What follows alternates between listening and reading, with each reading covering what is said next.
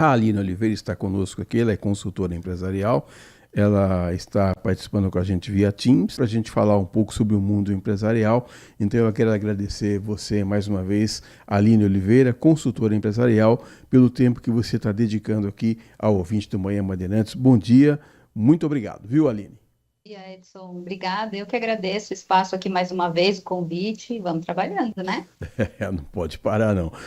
Aline, eu estava dando uma olhada aqui no material que eu recebi aí da sua assessoria, dizendo que houve um tempo em que o maior pesadelo, né, de um empresário brasileiro era a variação do dólar ou um erro aí em uma planilha de custos. Em 2026 o cenário mudou e o maior risco para a sobrevivência de um negócio hoje não está necessariamente nos gráficos do mercado financeiro. O que mudou? Com o que o empresário tem que se preocupar, Aline? Hoje, na verdade, todas essas preocupações elas se mantêm, né? São preocupações ainda atuais, mas o grande aspecto hoje que tem tirado o sono dos empresários é capital humano, né? São as pessoas, capital intelectual. Porque foi identificado, na verdade, né, as pessoas perceberam o poder que elas têm, né, dentro das organizações e o quanto essas organizações também impactam diretamente a vida dessas pessoas. Então, o empresário hoje, né, a empresa que não consegue entender a sua relação com as pessoas que compõem o seu ecossistema, né, e aí aqui a gente está falando de funcionários, a gente está falando de clientes, de parceiros, até de sociedade, né, de maneira geral. Então, a empresa que não consegue hoje perceber essas relações, ela tem um risco muito grande nos seus negócios. Na verdade, Aline, você como consultora empresarial tem sempre algumas dicas para dar para os empresários, né? O que mudou, na verdade? A impressão que eu tenho, Aline, é que o trabalhador, ainda bem, né? Eu não sei se é para o bem ou para o mal ou não, mas ele mudou um pouco a pegada, ele mudou um pouco o comportamento, ele não fica mais tanto tempo na mesma empresa como ficava antes, tipo fazer carreira, tipo se aposentar. O que mudou? Quando o empresário busca alguém para compor o time dele, o que ele tem que fazer? Quais são as características que ele tem que observar, Aline? Mudou bastante, principalmente por conta da mudança de gerações, né? As novas gerações, principalmente, Edson, elas têm uma visão diferente, né? Com relação ao mercado, com relação a expectativas. Então, nós vimos, né, as gerações mais antigas trabalhando a vida inteira, esperando chegar ao final de semana para descansar, ou esperando chegar à aposentadoria para poder fazer o que gosta, né? Para conseguir cumprir o seu propósito. E as gerações que cresceram vendo esse movimento, elas hoje têm uma visão diferente. Então, elas não querem mais esperar o final de semana para aproveitar o que elas estão fazendo, elas não querem esperar as férias para poder descansar, elas querem equilibrar a vida pessoal e profissional, sua boa parte, né, sua grande maioria. Então, isso faz com que as empresas hoje precisem entender a expectativa dessa mão de obra, né, desses colaboradores que hoje escolhem as empresas, né? E esse é um fato importante, né? 8 a cada 10 colaboradores hoje escolhem as empresas a partir do clima que ela oferece, né? A partir do modelo de negócios que ela oferece. Se ele vai conseguir ter um ambiente mais saudável, se ele vai conseguir equilibrar suas demandas pessoais também, se ele vai ser respeitado na sua integridade, né? Então, o perfil do colaborador mudou e as empresas hoje precisam acompanhar esse movimento. Esse negócio de geração Z, geração Y, dependendo da geração, o comportamento da pessoa é diferente, o Aline? É diferente. É interessante isso, porque as gerações elas são categorizadas por comportamento, então não é só por idade, né? Então, nós tínhamos até então gerações com demarcações maiores, né? A gente demorava aí 20, 30 anos para virar de uma geração para outra, né? Então, da baby boomer para X, depois para Y, isso demorava décadas até para acontecer. Agora isso acontece em menos de 10 anos. Então, hoje, por exemplo, a gente já está na geração beta, né, que são as gerações que estão nascendo agora, né, as crianças que nascem agora já nascem na geração beta. A minha filha, que tem 12 anos, já é da geração anterior, que é a geração alfa. Então, você vê como essa agilidade acontece, né? E essa mudança, ela traduz a aceleração que a gente tem no perfil das pessoas, né, na mudança de comportamento. Então, a nossa sociedade, ela é mais acelerada hoje, né, do que era algumas décadas atrás, alguns anos atrás. E isso muda tudo, né? Eu estava ouvindo a entrevista agora, né? Vocês falando sobre as mudanças nos modelos, né? Do rádio, né? As transformações pelas quais o rádio passou. E isso se aplica à sociedade de maneira geral, né? Então a gente tem uma aceleração maior, a gente tem a internet, as redes sociais, a inteligência artificial acelerando tudo, o imediatismo também, né, Edson? Então a gente percebe hoje que essas novas gerações, quanto mais jovens, mais imediatistas, né? Então, não querem esperar algum tempo para aproveitar, né? Querem equilibrar tudo ao mesmo tempo. E a gente não vai conseguir dar uma equilibrada nisso? Você falou de fazer tudo ao mesmo tempo. Tem uma meninada nova aí no mercado de trabalho. É assim, Aline, eu faço uma coisa e meia, vai. Ao mesmo tempo e olha lá ainda. Esse povo faz tudo ao mesmo tempo, pro bem e pro mal. Ontem de manhã eu fui levar a Marley, minha esposa, ao médico, e tinha uma moça de moto na minha frente, ela estava pouco preocupada com o trânsito, ela estava de moto no celular. Será que não tem um jeito isso, Aline? Será que as pessoas não entendem que tem hora que você precisa fazer uma coisa de cada vez? Tem, isso é um problema, inclusive, né? Porque nos coloca sob riscos, né, Edson? Essa situação mesmo que você comentou, imagine o perigo, né, dessa pessoa na moto e no celular ao mesmo tempo, né? Então, o que a gente tem visto hoje, como a sociedade vem se comportando e as empresas como o Recorte também ajudam nisso, né? É tentar equilibrar essas gerações. Então, hoje as empresas têm trabalhado muito com programas multigeracionais, né? Estão trazendo pessoas um pouco mais velhas para equilibrar o ambiente junto com essas gerações mais novas, num processo até de mentoria reversa, né? Então, enquanto as gerações mais novas conseguem ensinar sobre tecnologia, sobre essa agilidade, né, esse pensamento mais acelerado, as gerações mais antigas trazem profundidade, trazem uma análise mais criteriosa, trazem calma, paciência, né? Então, a forma de equilibrar é essa, né? É misturar, na verdade, mesclar esses grupos, né? Isso fora e dentro das empresas, principalmente, porque a gente tem ali uma panela de pressão, né, Edson? Então, a empresa, ela é um recorte, né, da sociedade. 10h45, estamos conversando com a Aline Oliveira, que é consultora empresarial. Você tocou num ponto aí, eu até fiquei um pouco mais feliz ontem, porque eu fui num supermercado aí, e estava vendo lá que eles estão contratando pessoas 60, 70 a mais. Eu falei, opa, se a Band me mandar embora, eu vou mandar o currículo para cá. Antes não tinha isso não, ou estou enganado, Aline? Não tinha porque antigamente, entre muitas aspas, mas a vida profissional, a vida útil, né, dos colaboradores, ela encerrava mais cedo, né, então as pessoas se aposentavam mais cedo. Hoje em dia, até com as melhorias, né, nos sistemas de atendimento, nas pesquisas de saúde, nas melhoras de qualidade de vida, as pessoas estão vivendo mais tempo, estão vivendo melhor e vivem produtivas por mais tempo. Então, elas ainda querem estar no mercado de trabalho, elas ainda querem se sentir parte, né, desse dinamismo da economia. Então, a gente tem uma mão de obra forte, extremamente capacitada, né, Edson? Pessoas que trabalharam a vida inteira, que têm bagagem, né? Não é só o técnico que é aprendido na escola, nas universidades, né? É uma bagagem de repertório, de você entender como sair daquela situação de crise mais rápido, como atender melhor a uma pessoa, né, nas suas questões, nos seus conflitos. Então, esses profissionais mais seniores, eles têm sido muito requisitados principalmente para isso, né? Você comentou a questão do supermercado. Provavelmente, essas pessoas que vêm sendo contratadas, elas têm como foco ou atuar em situações de crise, né, como consultores específicos para situações de crise, porque elas têm esse repertório, ou até no atendimento ao cliente, né? A gente tem essa demanda nos supermercados daquela pessoa que vai fazer a sua compra e ela vai para conversar, ela vai porque ela está se sentindo sozinha em casa. Então, a gente tem algumas redes de supermercado, não sei se você já viu, mas aquele caixa mais lento, né? Que é o caixa em que a pessoa vai para conversar, Tomar um né? café, Enquanto ela né? está enquanto ela está passando a compra, ela está conversando com o atendente, né? Ela está contando sobre a vida. Os índices de solidão são altos hoje em dia, né? Então, as empresas elas têm percebido essa mudança na sociedade e elas têm se adaptado para atender essas questões. Isso gera mais clientes, isso gera mais reputação, né? Melhora a reputação dessas empresas. Então, você vê como as coisas estão interligadas, né? As empresas hoje, elas não são mais ilhas, né?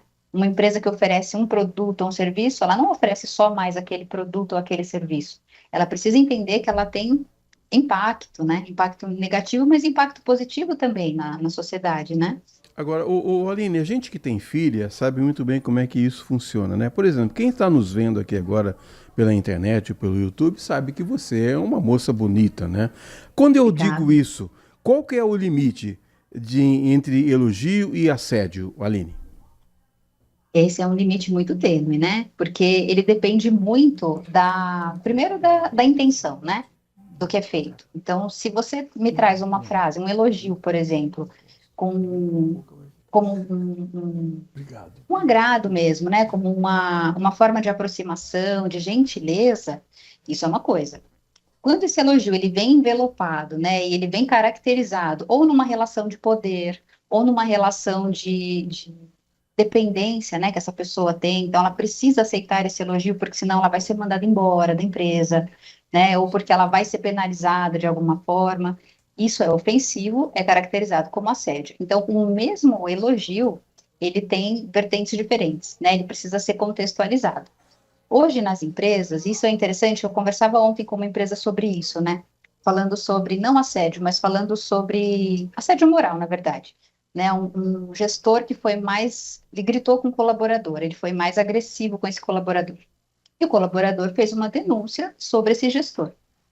Então, até onde isso é considerado responsabilidade, de fato, desse gestor, ou o contexto em que ele estava inserido, né, como é que a empresa se posiciona com esse assunto. Então, tudo isso hoje não é mais tratado individualmente, isso é tratado sempre com uma análise de quando aconteceu, por que que aconteceu, qual foi a intenção, né? Então, é um processo um pouquinho mais delicado de ser tratado.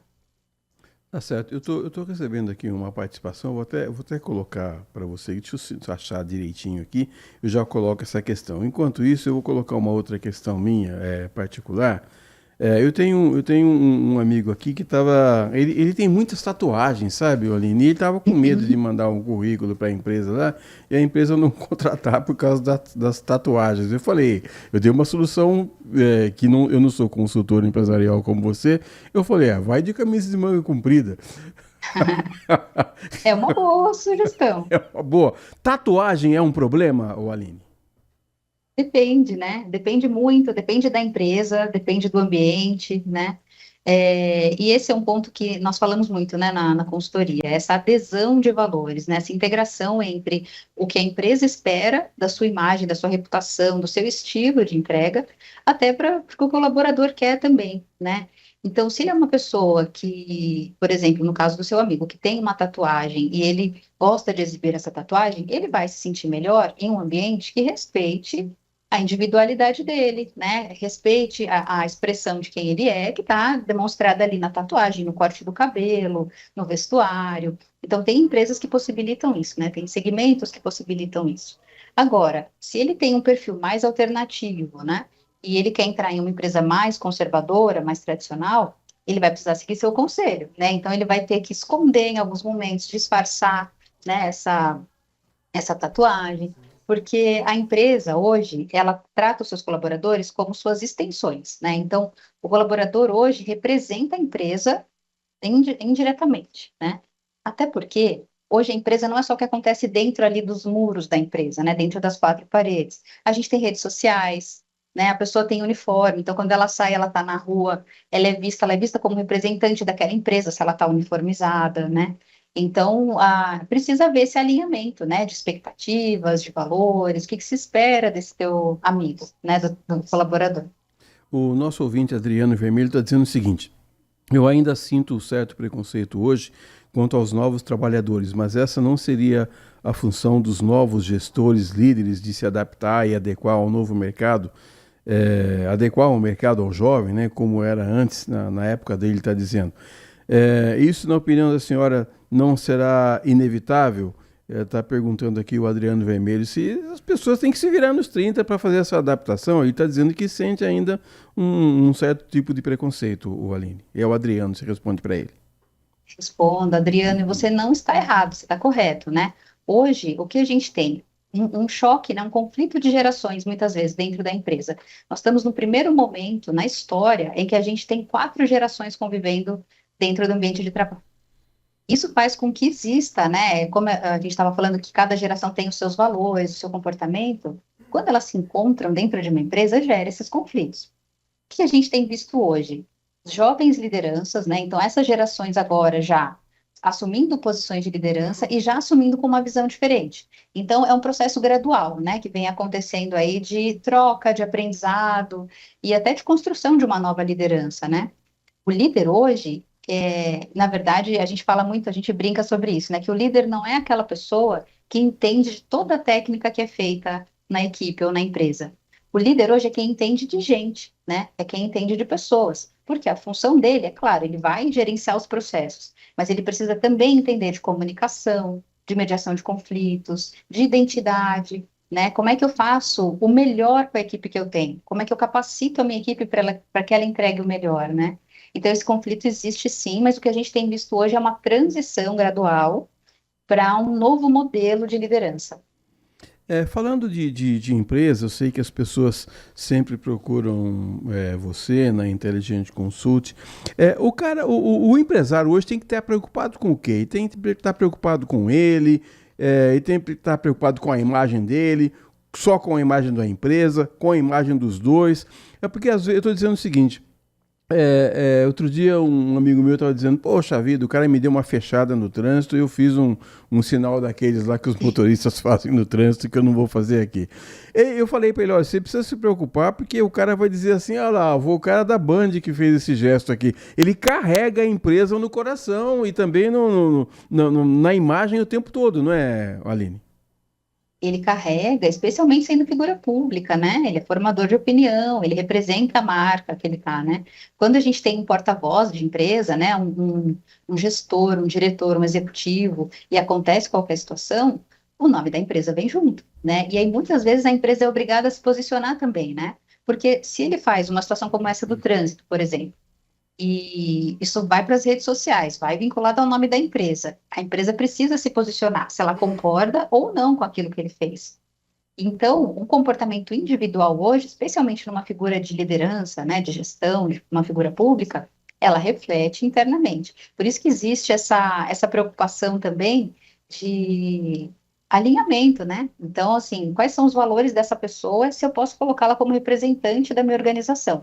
A gente viu recentemente casos, né, de infidelidade conjugal, né, de empresários que vazaram na internet e isso repercutiu na empresa, né, eles acabaram sendo desligados da empresa em que eles estavam porque a empresa se viu envolta ali num escândalo pessoal, né, da vida daquelas pessoas. Então, é uma linha muito sutil, a gente precisa tomar muito cuidado com isso, e por isso que as empresas trabalham muito forte hoje a questão do alinhamento cultural, né, do ambiente organizacional e da escolha dessas pessoas, né, Edson?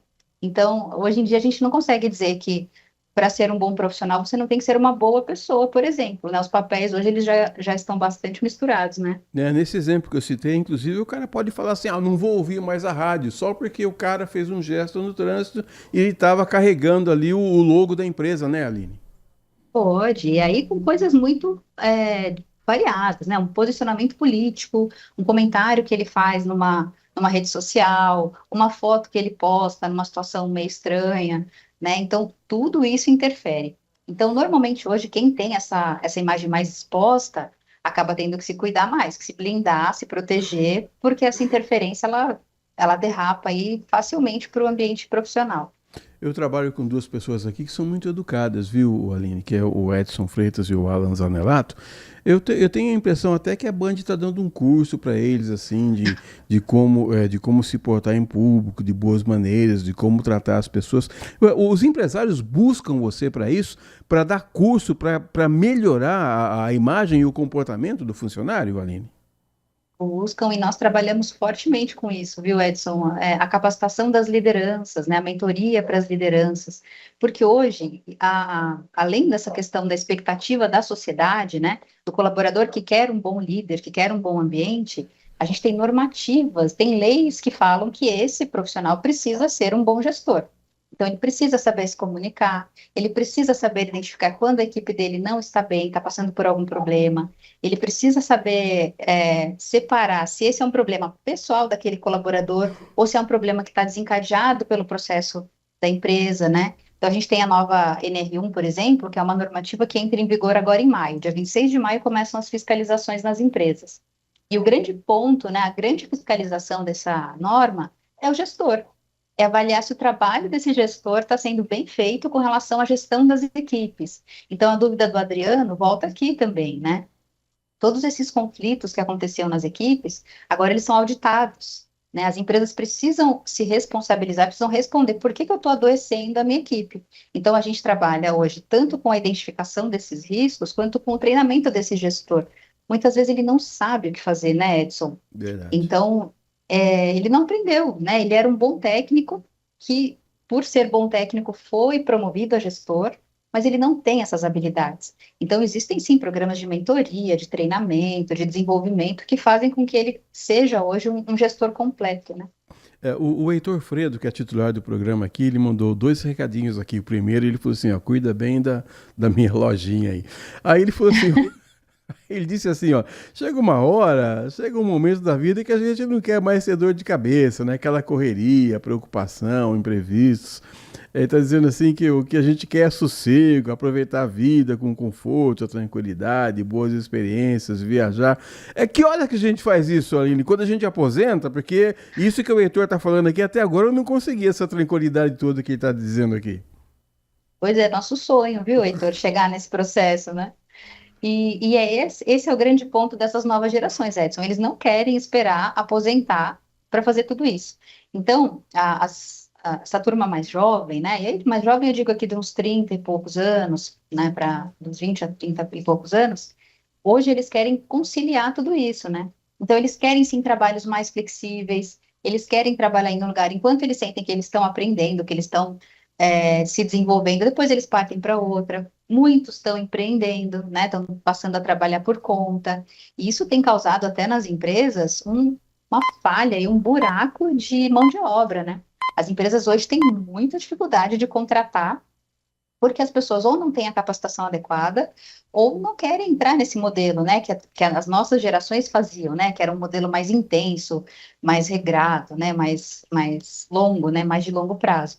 Então, ou as empresas se adaptam a isso hoje, né, ou elas vão perder. E aí, na posição do Heitor, na nossa posição aqui, é tentar mesmo negociar nas organizações, né? Como que eu consigo um período maior de férias? Como é que eu consigo descansar? Ter uma jornada mais flexível, né? Isso hoje está sendo bem discutido.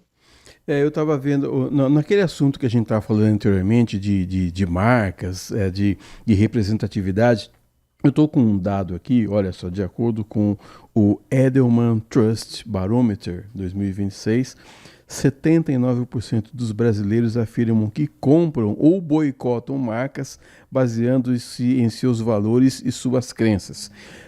Nem sempre o empresário consegue se abrir também, porque às vezes você vai comprar alguma coisa no mercado ou um produto, e você fala assim, ó, eu tô comprando isso aqui porque eu sei de onde vem, mas nem sempre é assim, às vezes a gente compra lá pelo preço, o Aline. Isso, exatamente. Mas essa é uma questão interessante, né? Essa pesquisa, ela fala muito sobre o perfil de comportamento de consumidores mais críticos, né? Então, consumidores mais ativistas, consumidores que estão mais conectados com pautas políticas, pautas sociais, pautas ambientais, eles fazem esse filtro, né?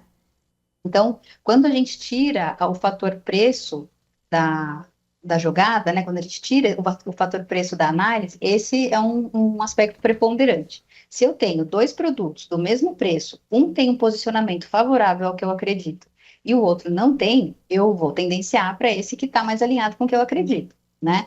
E aí a gente vai investigar toda essa cadeia de fornecimento. Então, se já teve algum escândalo nessa marca sobre mão de obra infantil, mão de obra escrava, se essa marca já teve alguma ocorrência, né, nas suas lojas que deu no noticiário, que manchou a imagem dessa marca. Então, tudo isso hoje é considerado. Mas mesmo no fator preço, viu, Edson, a gente sabe que boa parte dos consumidores hoje, eles conseguem pagar produtos até 15% mais caros se esses produtos estão alinhados ao que ele acredita. Olha que interessante, né? Então, quando a gente pensa em Brasil, né, a gente sabe do poder aquisitivo da nossa população. É um fator relevante, mas quando a gente tira, né, quando a gente faz um parênteses no fator preço, essa segunda análise, ela é muito significativa. Eu sei que você está com muito trabalho hoje, está trabalhando hoje também, para liberar você aí, Aline. Eu queria colocar mais uma questão aqui para você, que é o seguinte. Se uma pessoa está querendo começar hoje um novo negócio, por exemplo, eu não estou contente aqui com a Rede Bandeirantes, eu quero abrir uma fábrica aqui, sei lá, minha esposa faz umas coxinhas boas lá, eu vou vender coxinha. Você só orienta, só o trabalho de mentoria para quem já está estabilizado como um gestor ou como um empresário, ou para quem está começando, você também tem dicas boas, Aline? Esse trabalho de orientação, ele acontece em todos os momentos, né? Ele tem particularidades, mas ele é importante acontecer em todos os momentos. Até porque começar um negócio próprio, né, no nosso contexto hoje, é um grande desafio, né, Edson? Então, a pessoa, ela precisa considerar que ela vai ter os primeiros 5 anos, né? Esses são dados do Sebrae. Ela vai ter os primeiros 5 anos numa instabilidade ainda muito grande, então, sem grandes rendimentos, só trabalhando ali para pagar o que ela está investindo. Ela precisa entender de muitas outras variáveis, né? Além de só o produto, a coxinha, por exemplo, né?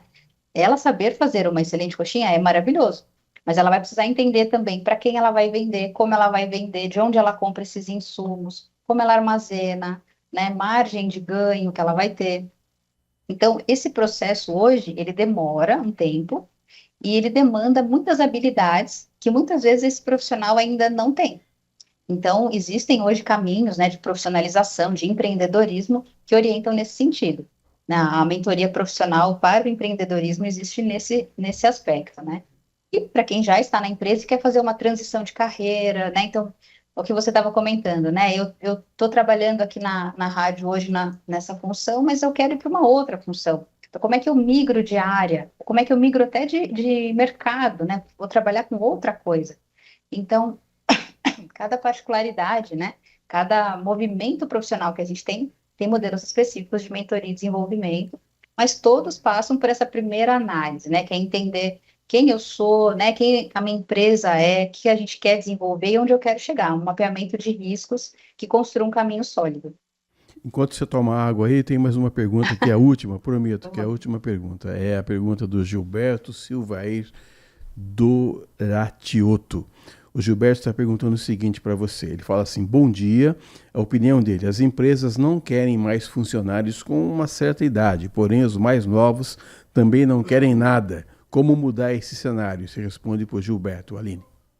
Respondo, Gilberto. Essa é uma realidade mesmo, né? A gente vê, apesar da gente perceber o mercado 50 a mais cada vez mais ativo, né? As pessoas querendo trabalhar, as empresas hoje não tendem a contratar essas pessoas. Então, existem empresas que vêm fazendo programas específicos para abrir as portas, né, para os colaboradores 50 a mais, mas existem empresas que estão trabalhando especificamente com gerações mais novas, né? E aí, por uma série de questões. Então, a gente tem desde uma mão de obra mais barata até, né, as gerações mais novas, porque quem é mais velho tem mais bagagem, mais repertório, vale mais, né? Essa pessoa tem um valor agregado, um valor de repertório. Mas as empresas que não fizerem esse olhar hoje, elas estão com problema nas mãos, viu, Gilberto? A gente tem uma curva invertida de crescimento populacional no Brasil hoje.